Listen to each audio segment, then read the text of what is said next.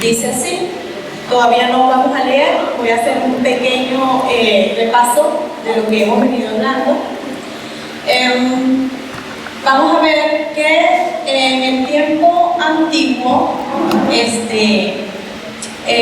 existían culturas muy distintas a las que estamos viviendo ahora. Entonces vamos a dar un pequeño enfoque de esa cultura en este momento. Estuvimos hablando acerca de Dios, su corazón hacia las misiones, el corazón de Dios. ¿Quiénes de ustedes saben cómo podemos conocer a Dios? A través de su palabra. Gloria a Jesús. Estuvimos hablando de la creación, cómo Dios estuvo en ese momento ejecutando aquella obra maestra y para qué. Eso ya lo vimos. Y el que se lo perdió, los invito a participar en los servicios de misiones, en los servicios de oración, para que estén más empapados de lo que Dios nos quiere demostrar a través de su palabra. Estuvimos hablando de la humanidad en el huerto del Edén, cómo se creó esa humanidad y con qué fin era el huerto del Edén y qué representa para nuestras vidas hoy. Estuvimos hablando sobre Caín y Abel, estuvimos hablando sobre la ciudad de Caín, estuvimos hablando de Babel, donde Dios repartió las naciones por toda la tierra, por una causa, ¿sí? Entonces podemos hablar que desde el principio el hombre siempre ha sido como un poquito rebelde, y eso nos lo queda demostrar desde Caín, desde Adán y Eva, en el huerto del Edén, y me traslado rápidamente a la Torre de Babel, donde el mandato del Señor era sojuzgar la tierra, llenarla. Pero ¿qué sucedió con esas personas en ese momento? Ellos tenían un enfoque total en su corazón de egoísmo para desobedecer al Señor. Si el Señor les decía negro, ellos decían blanco. El Señor les dijo, llenen la tierra, toda la tierra. Ellos dijeron, no, nos vamos a ir a una encina y ahí vamos a hacer una torre para acercarnos a Dios y ser un ejército que no tenga que ver con Dios, somos nosotros. ¿Qué les parece eso? Cualquier parecido con la realidad hoy en día es coincidencia. ¿Usted cree que sea coincidencia? Yo no creo. Entonces, el Señor en su bondad y en su misericordia los repartió por toda la tierra. El único idioma que tenían los confundió. De ahí vienen todos los idiomas que conocemos hoy día, pero con una finalidad de que toda la tierra fuese llena, la voluntad del Señor. ¿Qué debemos hacer nosotros siempre? Hacer la voluntad de Él. Amén. Él por su gracia entonces lo repartió. Podemos ver en Génesis 10, donde hay una lista más o menos de 70 familias, y muchas de ellas se establecieron en distintas partes de la tierra. Una de esas familias llegó a Ur de los Caldeos, y ustedes saben de quién estoy hablando, ¿verdad? En Ur de los Caldeos, uno se puede imaginar que eso sucedió hace tantos años que esa gente no tenía cultura. Pues no nos equivocamos. Ellos tenían una buena cultura, edificaban casas, edificaban negocios, edificaban escuelas donde estudiar. Eran muy cultos en ese entonces. Y de allí, de Ur de los Caldeos, de esa zona lejana, proviene Abraham. Ahí se crió Abraham, ahí se culturizó, ahí se educó, allí se enamoró de una señorita llamada Sarai. Y en esa zona lejana, remota de Ur de los Caldeos, el Señor entra en escena de nuevo. Nunca se ha apartado, pero ahí entra con una actitud imponente e importante. Llama a Abraham. Entonces les voy a pedir que leamos en nuestras Biblias, en el capítulo 12, el versículo 1. Si alguien lo puede leer.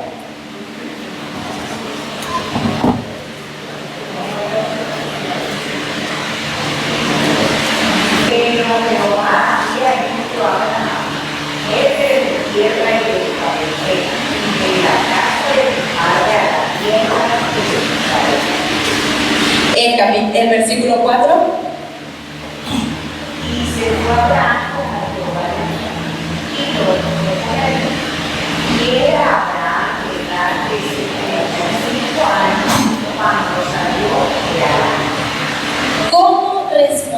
respondió Abraham a ese llamado del Señor. Aquí podemos ver el plan del Evangelio de Dios en este llamado. Cómo comienza este fabuloso plan del Señor. Ese plan del Señor no comenzó ahí en Ur de los Caldeos. Eso venía desde Génesis. Pero ahí podemos notar cómo el Señor nos llamó a Abraham y podemos ver que es un llamado que tiene como dos vértices, por así decirlo. El llamado que tenía en el momento, un llamado natural y físico, pero también podemos notar un llamado espiritual y un llamado a largo plazo. Tanto así que hasta el día de hoy lo tenemos. ¿Y qué sucede hoy en día? Muchos pensamos que ese llamado solo fue para Abraham y toda la generación de él, su pueblo, su nación. Pues no, queridos hermanos, ese llamado sigue vigente hasta el día de hoy. El llamado de Abraham para todos nosotros, el que el Señor le hizo a él allá con Saraí en ese tiempo, es tan vigente hoy en día. Así lo podemos notar y lo podemos leer también en el versículo 2 y 3 de ese mismo capítulo. Lo voy a leer yo y dice así: ya voy para allá.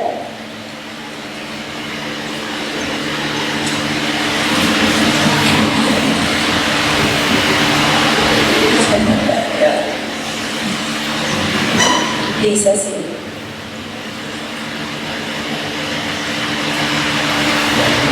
yo haré de ti una nación grande, te bendeciré y engrandeceré tu nombre y serás bendición.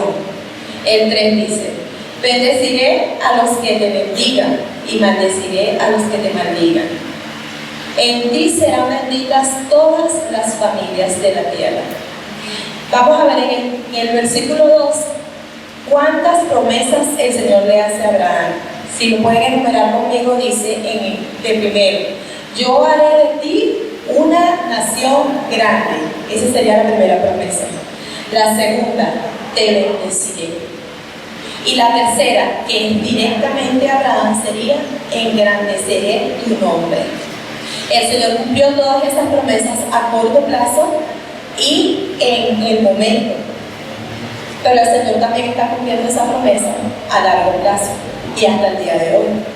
Podemos notar también que el Señor no nada más está llamando a Abraham y a ese pueblo, como lo dije anteriormente. El Señor está llamando a muchos, a todos. No se trata solo de un pueblo escogido para el Señor en Abraham.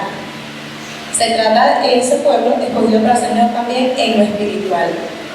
Y no sé qué les parece a ustedes si en lo espiritual estamos nosotros incluidos. ¿Usted cree que el Señor está incluyéndonos en ese mismo momento? Amén, gloria a Jesús. También podemos notar en el versículo 3 que dice: bendeciré a los que te bendigan y maldeciré a los que te maldigan. Y el más importante de todos es: en ti serán benditas todas las familias de la tierra. En esas, todas las familias de la tierra están incluidos usted y estoy incluida yo. Pero no nos podemos quedar allí nada más, hay muchas más personas incluidas. Y entonces, como hoy es el tercer domingo de misiones, las músicas que escucharon hoy de alabanza al Señor, ¿tienen alguna alusión con las misiones? La última, cuando dice: alza tus ojos y mira, la cosecha está lista, el tiempo ha llegado, el tiempo es hoy. ¿Sí? Vamos a ver un corto video que nos va a hacer reflexionar un poco, porque no se trataba nada más de Abraham, ni de su familia, ni de Saraí. Se trata de todos.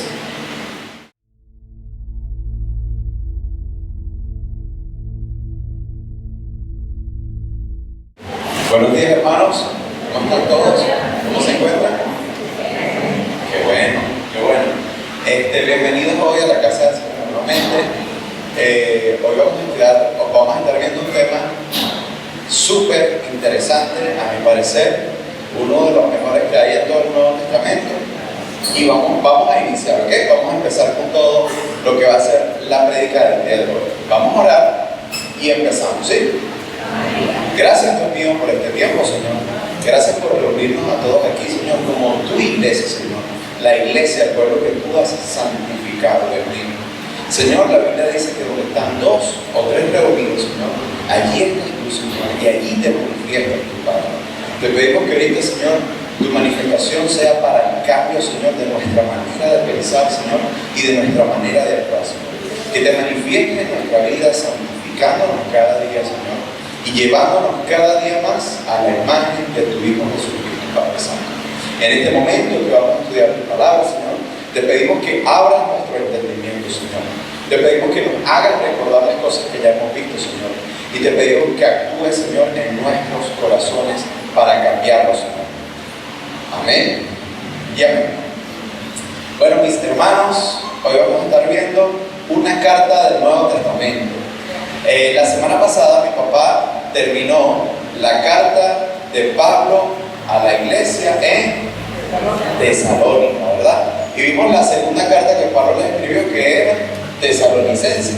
Y la segunda carta a los tesalonicenses estaba abordando un tema bastante interesante, que era la venida del Señor. Cómo va a ser su llegada, cómo va a ser su manifestación, cómo va a ser con su pueblo. Había unas circunstancias allí, si recuerdan, los hermanos de Tesalónica creían que Jesús ya había venido porque estaban sufriendo una persecución horrible en esa área de Asia Menor, y ellos dijeron, ya Jesús vino y nosotros nos quedamos. Y Pablo les escribe las 2 cartas para darles certeza y seguridad. Hermanos, Dios no ha terminado su obra, Él todavía no ha llegado. Tranquilícense, esperen en el Señor, ¿ok? Y hoy estamos viendo, o vamos a empezar a ver, una epístola del Nuevo Testamento que va a ayudarnos a comprender mejor generalmente todo el Nuevo Testamento. Una epístola que está en 2 partes, ¿sí? Si unimos estas 2 epístolas, la epístola número 1, ya lo voy a decir cuál es, y la epístola número 2, si las unimos, en esos 2 libros vamos a tener más palabras que todo el Nuevo Testamento juntos. Que todos los escritos de Pablo, que todos los escritos de Pedro y de Juan juntos, todos esos escritos de estas cartas, en estas 2 epístolas tenemos más contenido. Hoy vamos a estar viendo la epístola que Lucas le escribió a Teófilo, ¿verdad? Y hoy también vamos a estar viendo una introducción a la epístola que Lucas le escribió a Teófilo, pero segunda parte. Estamos hablando del primer libro de Lucas, que es el Evangelio de Lucas, ¿verdad? Y la segunda carta que Lucas le escribió a Teófilo, ¿cómo se llama en nuestra Biblia? Hechos de los Apóstoles. Ok, vamos a empezar allí. En primer lugar, vamos a sentar las bases de que Hechos y Lucas, los 2 conforman una sola obra. Son una sola obra, incluso es una sola obra de 2 tomos. Una termina y la otra comienza exactamente en el mismo punto que terminó la anterior. Están unidas teológicamente, argumentativamente, pero también hay enlaces de unión en las 2 obras. Aunque son 2 obras separadas, vamos a ver que Lucas va a abordar y a resaltar los mismos temas en Hechos que abordó en Lucas. Vamos a ver que el médico Lucas también va a agarrar y en toda esta conexión va a estar haciendo como una serie de hipervínculos a su Evangelio de Lucas. Cuando vayamos viendo Hechos, vamos a ver que él va a decir, quizás no va a citar textualmente su obra, pero en acontecimientos o en sucesos, él va a estar haciendo citas y referencias a Lucas, a cosas que él ya narró en Lucas, ¿ok? Entonces, preparen, hermanos, sus Biblias y vamos a abrir Lucas capítulo 1. Lucas 1. ¿Lo tienen? Vamos a ver cómo inicia Lucas 1. Dice así. ¿Todos lo tienen? Lucas 1, el tercer libro del Nuevo Testamento, Lucas 1. Ya que muchos, yo tengo la versión, la Biblia de las Américas, ¿ok? Ya que muchos han intentado recopilar la historia de las cosas que han sucedido entre nosotros, tal como nos enseñaron los que desde el principio fueron testigos oculares y ministros de la palabra, me pareció a mí también, después de haber investigado con cuidado todas las cosas desde su origen, escribírtelas ordenadamente, excelentísimo Teófilo, para que sepas la verdad exacta de las cosas que te han enseñado. Lucas abre su primera obra diciendo que le está escribiendo a Teófilo. Pero ¿cuál es el motivo de escribir esta carta? Enseñar todas las cosas desde el principio. Y hay otra palabra que usa nuestra Biblia, que es enseñarlas en orden. ¿Sí? ¿Está en su Biblia? Con diligencia. Lucas está presentando toda una serie de relatos de Jesús en un orden específico. Y Lucas va a resaltar algunos temas. ¿Sí? Entonces, en el Evangelio de Lucas hay temas que surgen. Uno de los temas más importantes del Evangelio de Lucas va a ser el reino de Dios. ¿Cuál va a ser el tema? Uno de los temas importantes, el reino de Dios. Esta semana todos vamos a tener una tarea. Y la tarea no se la voy a, no me van a tener que rendir cuentas a mí. En esta tarea que todos deben hacer, le van a rendir cuentas a Dios mismo. Y la tarea es, tenemos que leer el Evangelio de Lucas esta semana. En audiolibro, en YouTube, en audio, en lectura, pídense que se la lea a otra persona, reúnanse y la lean juntos, como sea. Pero todos vamos a leer esta semana, ¿qué? Lucas. Uno de los temas resaltantes es el reino de Dios. Y el reino de Dios, hoy no voy a poder hablar aquí completamente de lo que habla Lucas o el enfoque que le da el reino de Dios, porque pasaríamos toda la prédica en este tema. En el Evangelio de Lucas, hay más parábolas acerca del reino que en los otros evangelios. Hay más parábolas acerca del reino. El reino es como una moneda perdida, el reino es como una perla, el reino es como un tesoro en un campo, el reino de los cielos es como esto. Y Lucas va a hacer frecuentemente referencias, parábolas ¿a qué? Al reino de Dios. ¿Sí? En este tema central del reino de Dios, Lucas también va a hacer lo mismo en el libro de Hechos. Va a resaltar el tema del reino de Dios, pero ya no como una parábola, sino que Lucas en Hechos va a hablar del reino de Dios como una aplicación. Como los apóstoles empezaron a llevar el reino de Dios y como las personas en comunidades lejanas empezaron a vivir bajo el reino de Dios, ignorando su contexto actual, su persecución, su país, pero viviendo dentro de su país, su contexto actual y su presidente del momento, viviendo bajo el reino de Dios. Y esta es como una de las cosas centrales que vamos a ver en estas dos cartas que están unidas. ¿Sí? Otra cosa que queremos ver, y vamos a irnos al final de Lucas. No voy a hablar ahorita más de Lucas porque la prédica no es de Lucas, sino de Hechos. ¿Ok? Vamos a ir a Lucas capítulo 24. Lucas 24.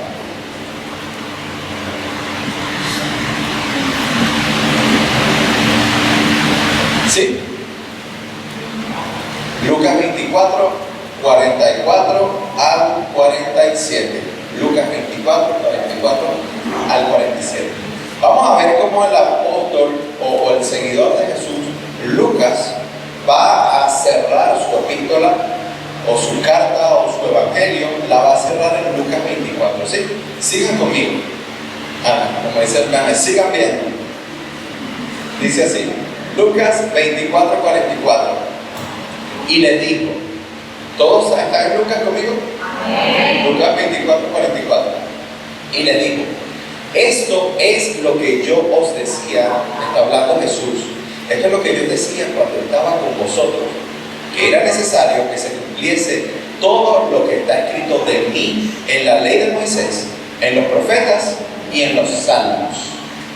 Versículo 45. Entonces les abrió la mente para que comprendieran las escrituras y les dijo: así está escrito, que el Cristo padecería, resucitaría de entre los muertos al tercer día, y que en su nombre se predicaría el arrepentimiento para el perdón de los pecados a todas las naciones, comenzando desde Jerusalén. ¿Ok? Aquí tenemos algo muy importante. Jesús les abrió la mente a los discípulos para que entendieran qué. En la palabra que acabamos de leer, ¿para qué les abrió la mente? Para que entendieran, ¿verdad? ¿Entendieran qué? No entiendo, ¿cómo? La palabra. ¿Pero qué palabra? ¿Qué estaba hablando Jesús? ¿A qué estaba haciendo referencia Jesús en lo que les decía? Ajá. El reino de Dios, la resurrección.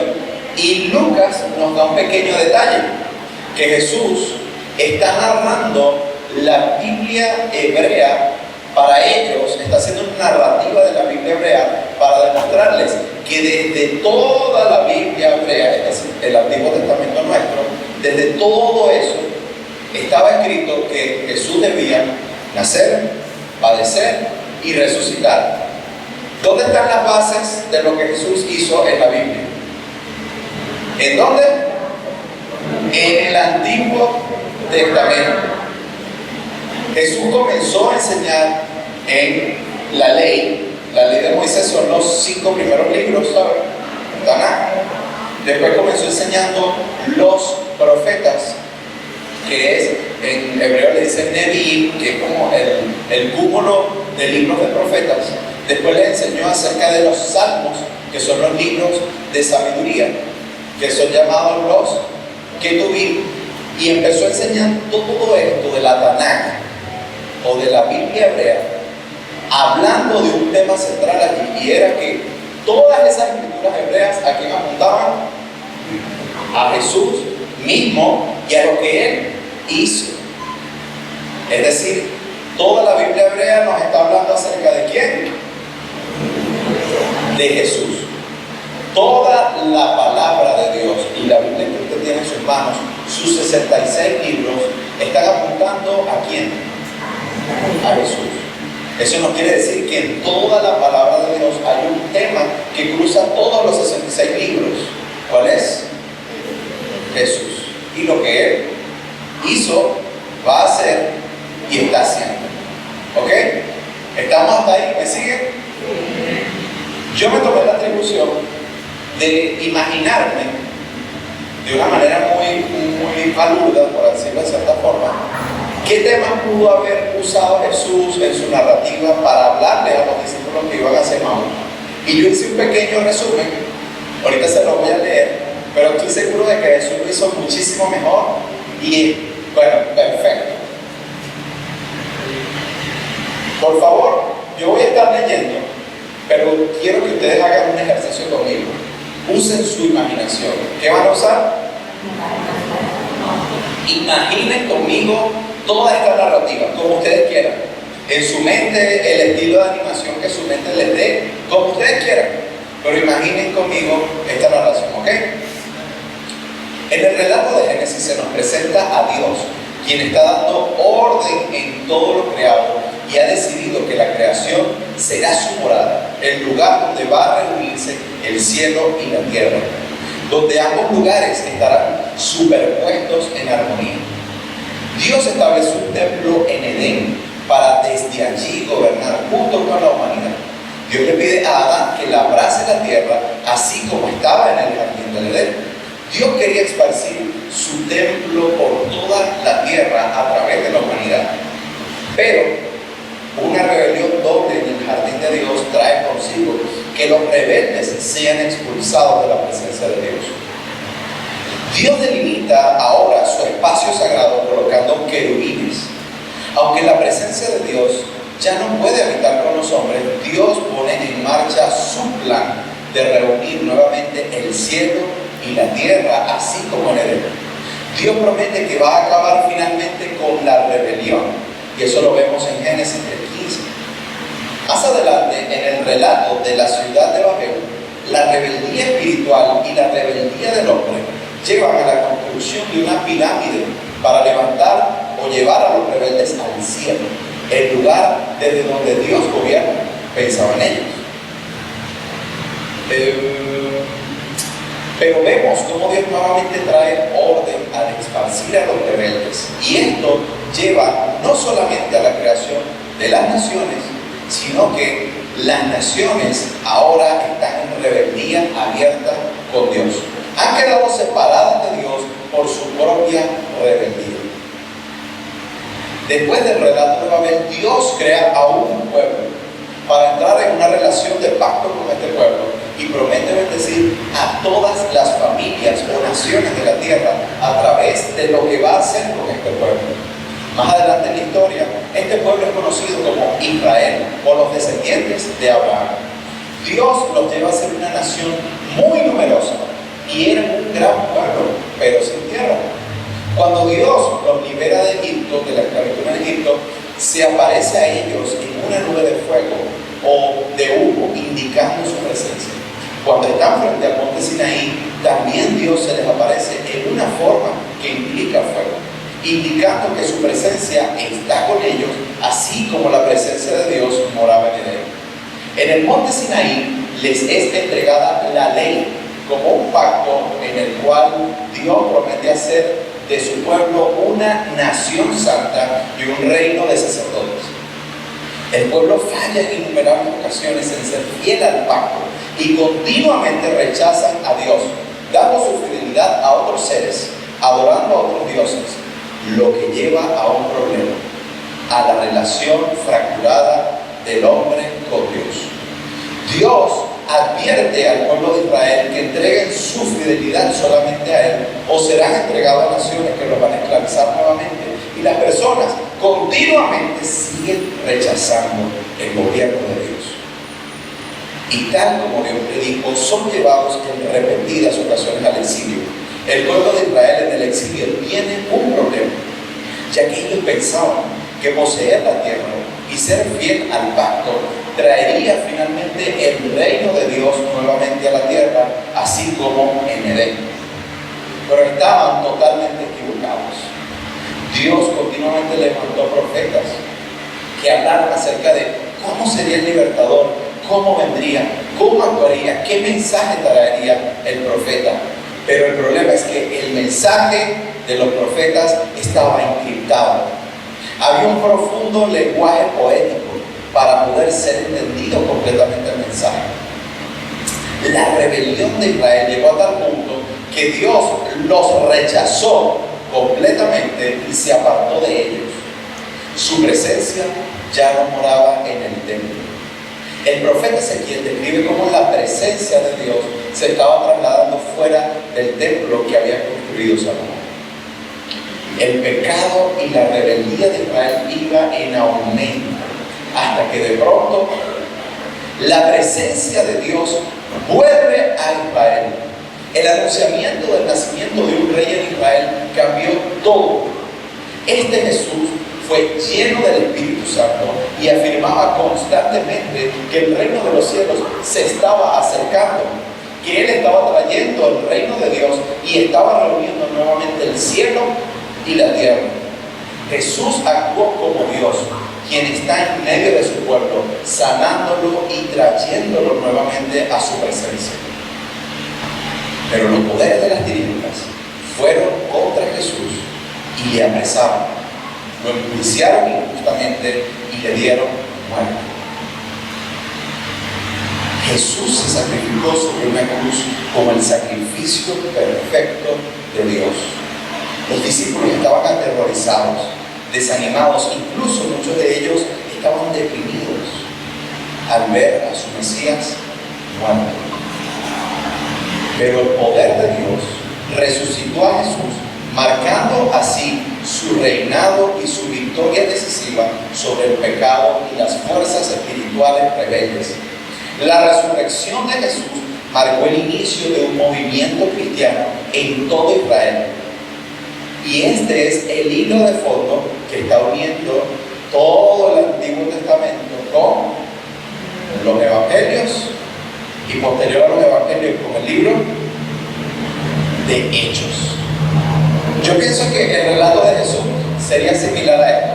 Estuvo haciendo una narrativa del Antiguo Testamento, demostrándole cómo las profecías, los apóstoles, los profetas estaban hablando acerca de Jesús. Y Jesús les habló a todos estos discípulos y ellos lograron entender. Vamos a abrir nuevamente la Biblia en Lucas y vamos a Lucas 24, 48 al 53. Lucas 24, 48 al 53. ¿Lo tienen? Jesús les continuó diciendo a estos personajes, les dijo: vosotros sois testigos de estas cosas. Y he aquí, yo enviaré sobre vosotros la promesa de mi Padre, pero en cuanto a vosotros permaneced en la ciudad hasta que seáis investidos con poder de lo alto. Entonces los condujo fuera de la ciudad hasta cerca de Betania, y alzando sus manos los bendijo.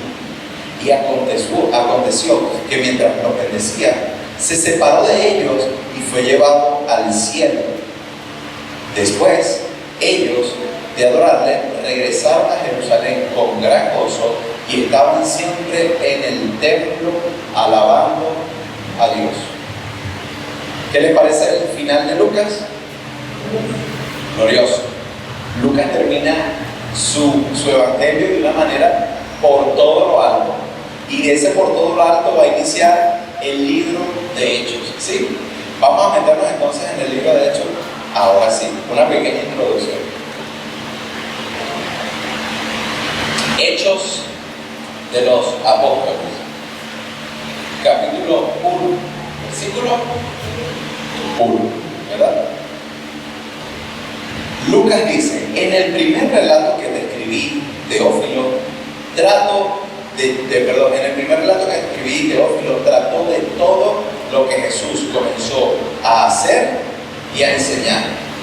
¿De qué trata el primer relato de Lucas?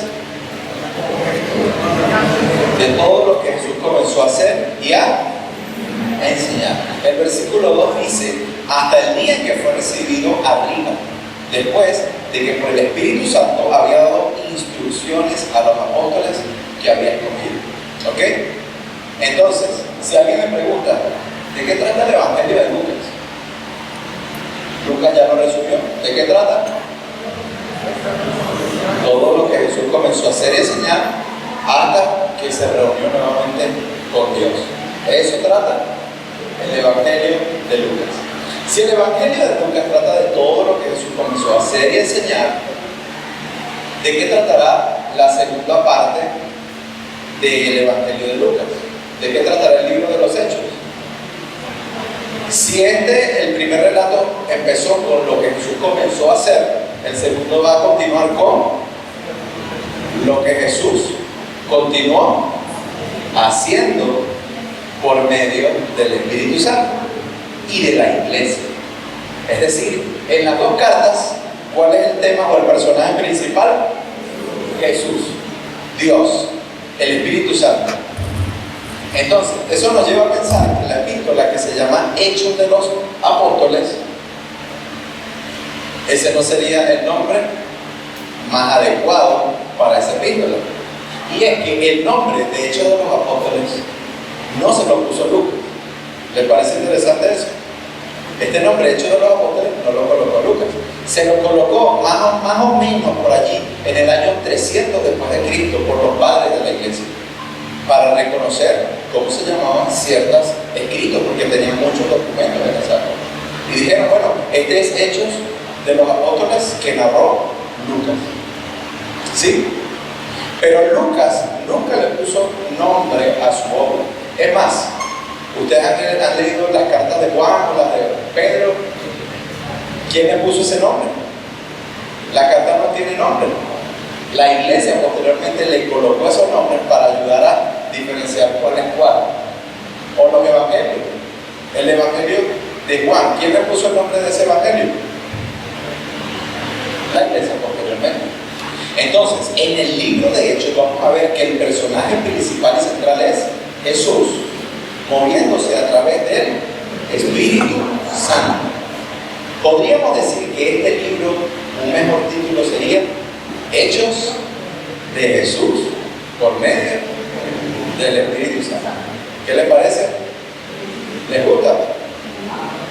Otra cosita que detallar en el primer versículo. ¿A quién Lucas le escribió esta carta? A Teófilo. ¿Quién es Teófilo? ¿Quién es este tipo?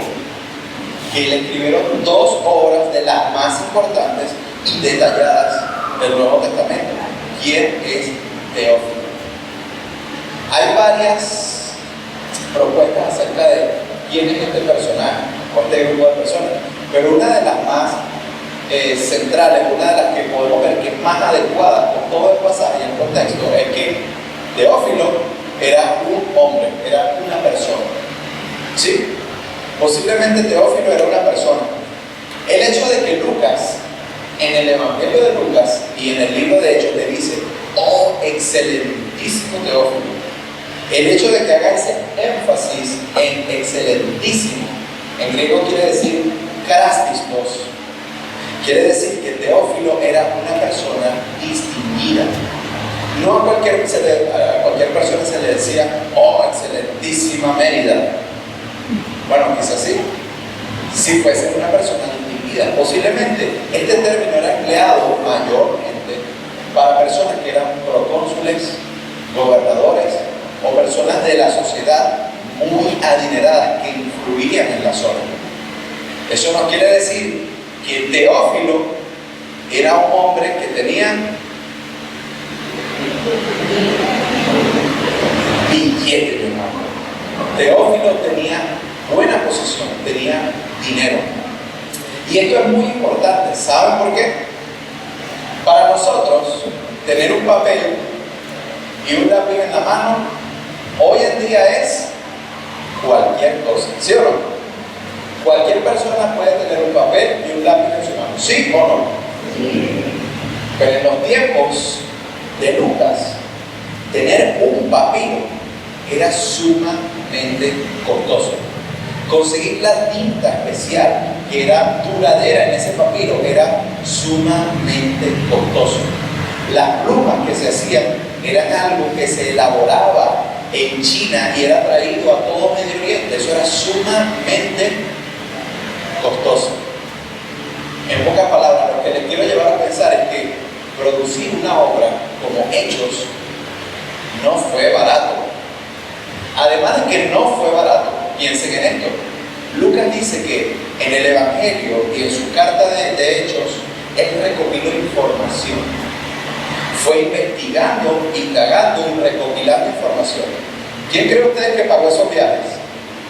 Ese moverse de aquí a allá, los viáticos. Excelentísimo Teófilo. En pocas palabras, la tecnología que para nosotros es papel y lápiz es una tecnología vieja. Ahorita todo el mundo usa teléfonos para escribir, tablets, computadoras como yo.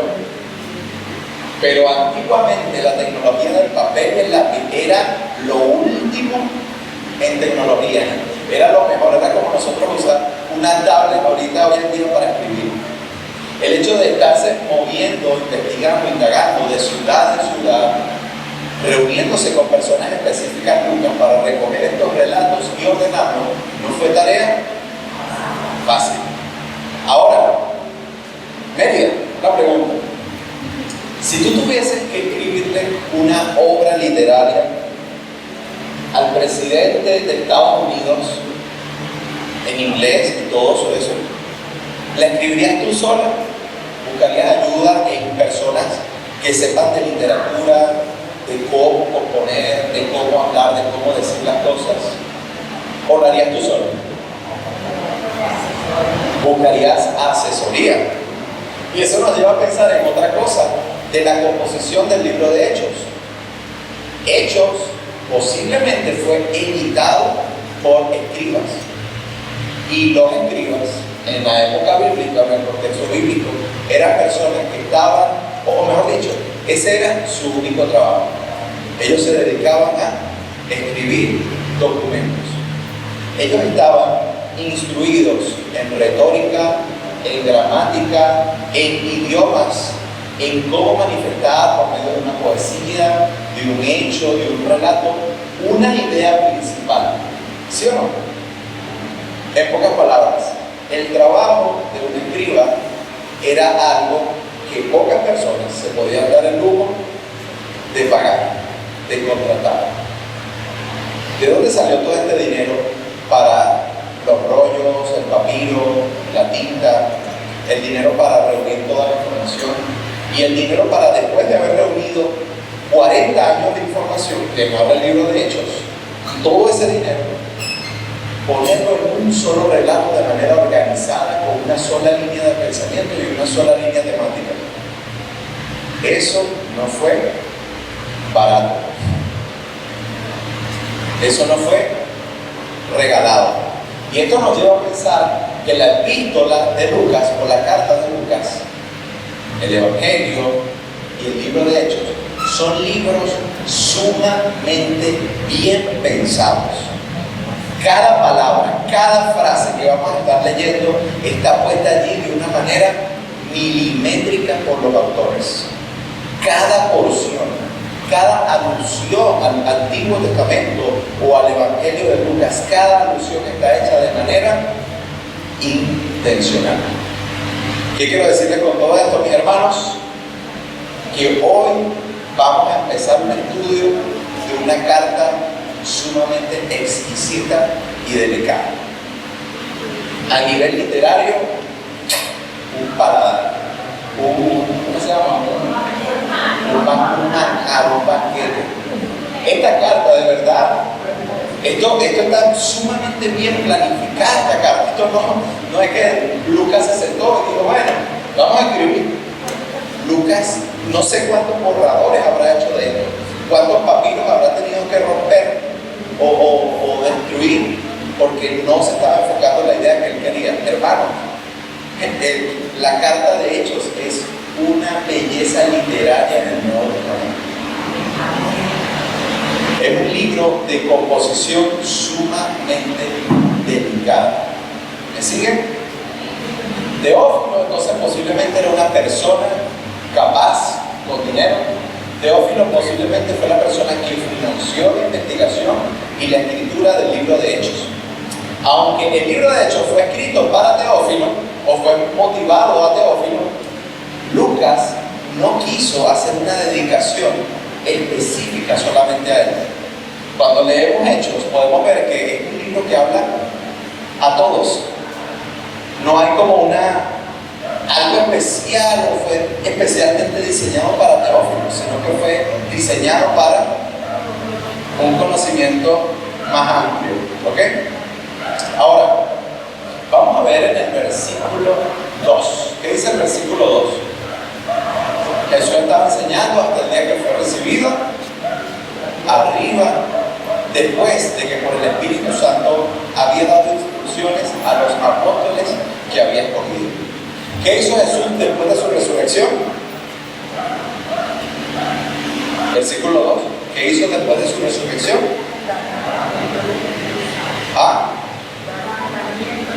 Estaba enseñando a sus apóstoles. Estaba enseñándoles a quienes él había escogido. Pero ¿por medio de quién estaba enseñándoles el Jesús resucitado a estos apóstoles? Por medio del Espíritu Santo. Y este va a ser otro punto en el cual nos vamos a detener para entender mejor todo lo que va a abordar esta carta. El Espíritu Santo. ¿Dónde aparece el Espíritu Santo en la Biblia?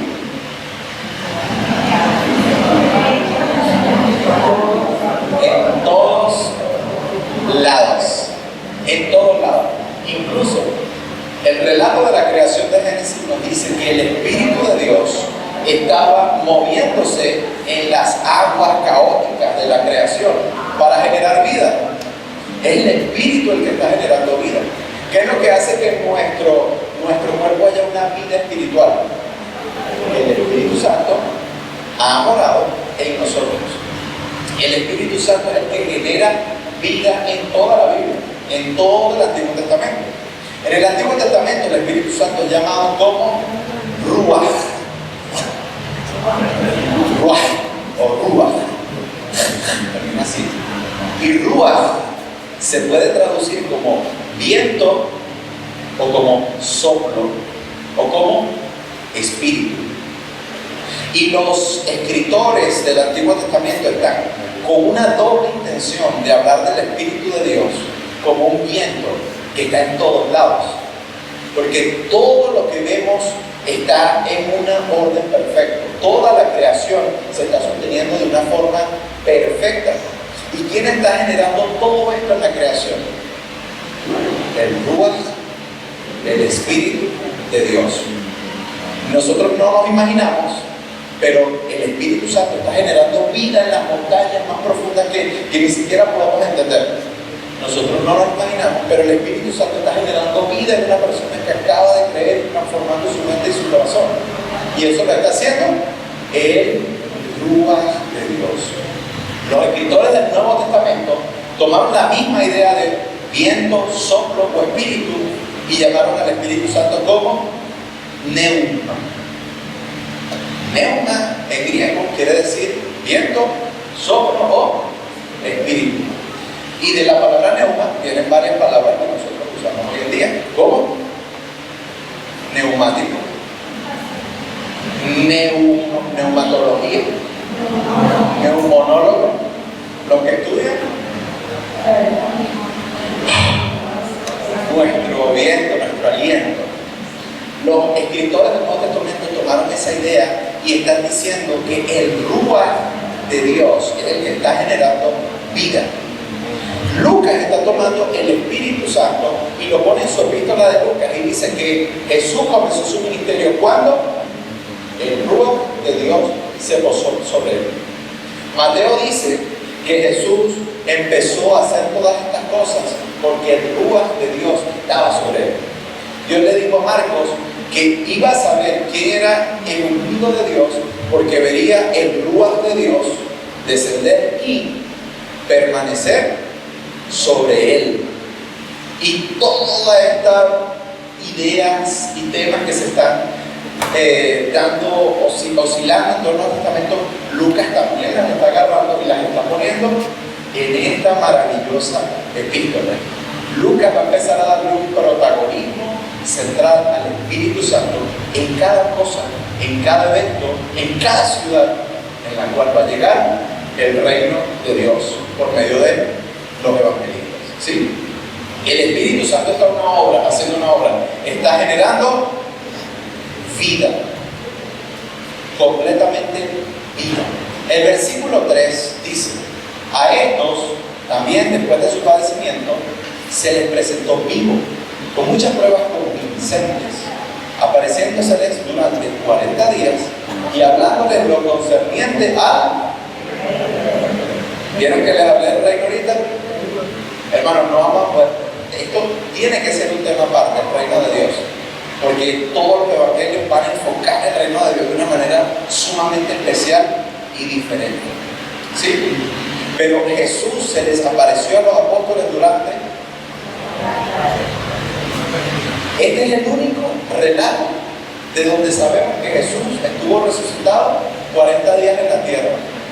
Ni los evangelios ni ninguna otra parte del Nuevo Testamento nos dice que Jesús estuvo 40 días. Solamente Lucas. Es un detalle que solamente nos da Lucas. Nos dice que Jesús resucitado estuvo en su cuerpo de resurrección, esa nueva creación, estuvo durante 40 días con ellos y les estaba hablando concerniente al reino. ¿Qué les estaba hablando? Acerca del reino de Dios.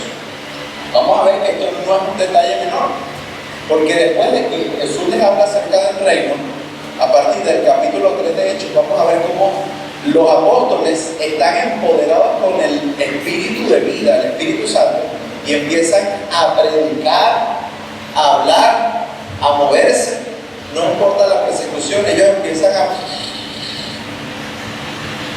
por el mensaje que Jesús les está dando después de su resurrección acerca del reino de Dios. El versículo 4 dice: y reuniéndolos, los mandó a que no saliesen de Jerusalén, sino que esperaran la promesa del Padre, la cual les dijo: oísteis de mí. ¿Esto les parece similar? ¿Dónde lo hemos visto antes? Lucas, capítulo 24. Ahorita lo acabamos de leer. Jesús les dijo en Lucas 24: muchachos, no se vayan de Jerusalén hasta que venga lo que el Padre prometió. Y aquí está empezando y retomando el mismo relato. Y les dice: muchachos, no se vayan de Jerusalén hasta que venga el Espíritu de vida que Dios prometió que iba a descender. Quédense aquí en Jerusalén, quédense aquí. Jesús les dijo: oísteis de mí, pues Juan bautizó con agua, pero vosotros seréis bautizados con Espíritu Santo dentro de no muchos días. Mantén tu dedito en Hechos y abre Lucas capítulo 3 versículo 16. Lucas 3:16. Esto es una referencia textual que está haciendo Lucas en Hechos a Lucas. ¿Qué dice? Está hablando Juan el Bautista y dice: Juan les habló a todos, yo los bautizo con agua, pero viene uno que es más poderoso que yo, a quien yo no soy digno ni siquiera de desatar la trenza de sus zapatos. Él los bautizará con Espíritu Santo y fuego, ¿verdad? Aquí dice fuego, pero Jesús, o mejor dicho, en la cita que está haciendo de Lucas, omite la palabra fuego, porque Lucas no le está hablando a incrédulos, Lucas le está hablando a los creyentes que serían bautizados con él. El bautismo con fuego es un juicio para los incrédulos cuando sean arrojados al infierno. ¿Ok? Muy bien, mis hermanos. Vamos a hacer un breve repaso, ya vamos a cerrar. En primer lugar, estamos abriendo un estudio hacia el libro de Hechos. ¿Qué quise lograr? No sé si lo logré, ustedes me lo van a decir. Quise lograr que podamos ver la Biblia como un solo libro, como una unidad. Toda la Biblia está conectada. Como dicen los videos del Proyecto Biblia, creemos que la Biblia es una sola historia que nos guía hacia Jesús, ¿sí? Y eso es lo que estamos viendo. La Biblia está sumamente interconectada. Toda la Biblia está apuntando a la persona de Jesús.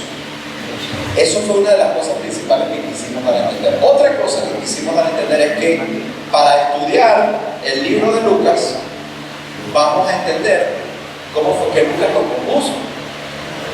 Recolección de relatos, recopilar información, hablar, sentarse a reunir toda esta información, pagar escribas que le orienten en cómo organizar todas estas historias en orden, como él dice, y después hacer una sola obra perfecta, como lo es el libro de Hechos.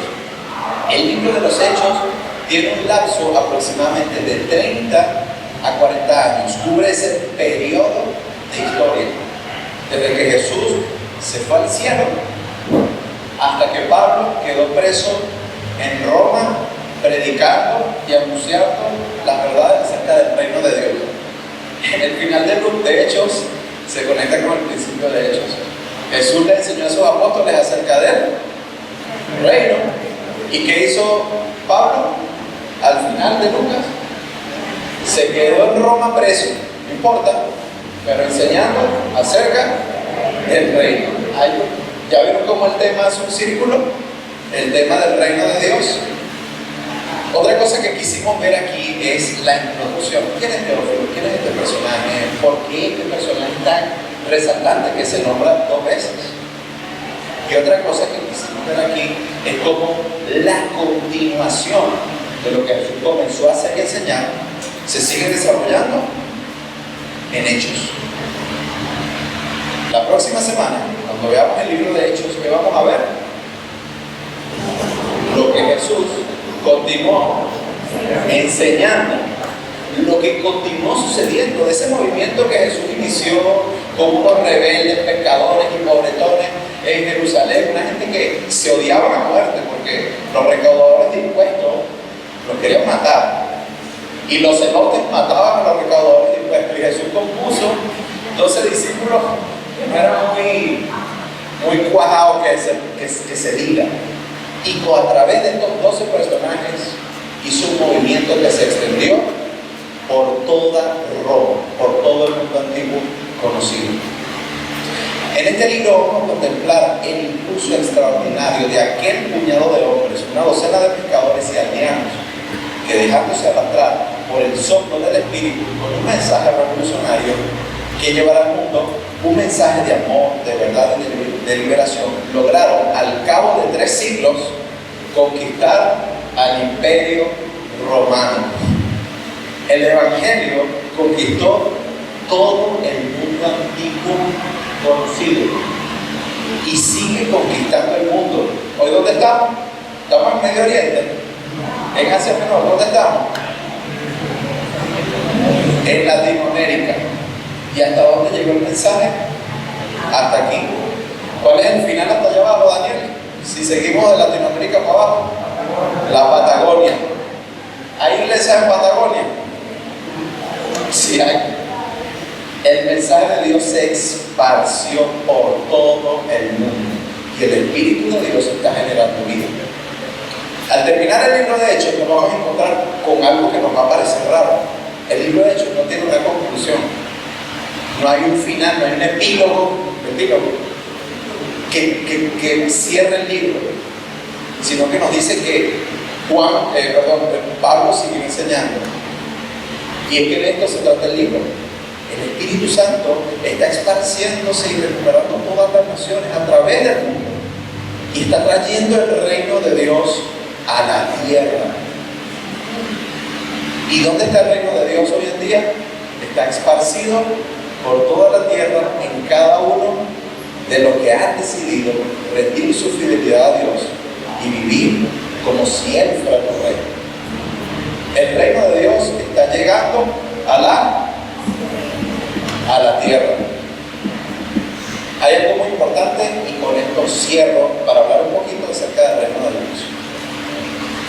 Lucas dice que Jesús dejó una oración modelo. ¿Se acuerdan de la oración modelo de Jesús? ¿Cómo dice? ¿Dónde está?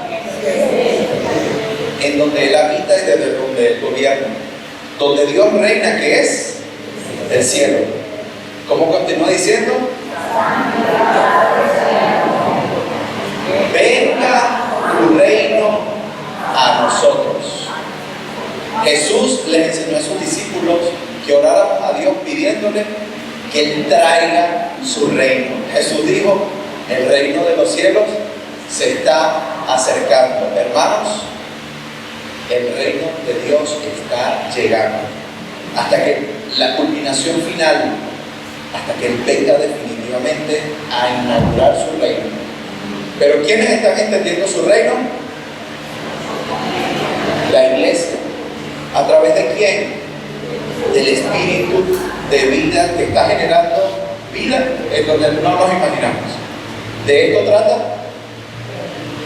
el libro o la carta que Lucas le escribió a Teófilo, el libro de Hechos de Jesús por medio del Espíritu Santo. Oramos. Gracias, Dios mío, por este tiempo, Señor. Señor, gracias por tu palabra, Padre Santo, porque de verdad tú nos has dejado, Señor, una rica fuente de sabiduría y de conocimiento, Padre Santo. Señor, gracias de verdad por todos los escritores de la Biblia, Señor, por las personas que no conocemos, que también editaron la Biblia, Señor, para que llegue a ser el mensaje que tú has dejado para nosotros, Señor. Gracias por todo lo que has hecho por nosotros, Señor. Gracias por esos primeros apóstoles, Señor, que decidieron vivir y declarar su fidelidad a ti, Señor, y vivir como que si tú eres el rey, Señor.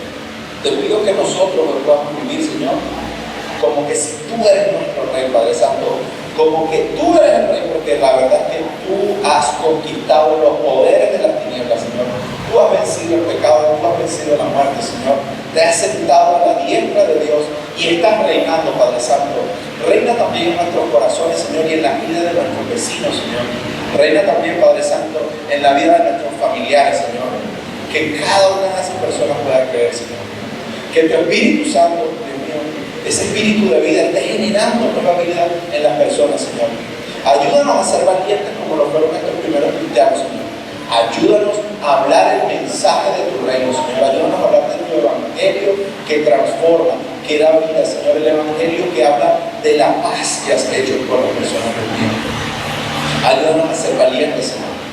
Te pedimos, Padre Santo, que no solamente esto sea un aprendizaje meramente intelectual, Señor, sino que sea que cambie mi corazón y que cambie mi conducta, Dios mío.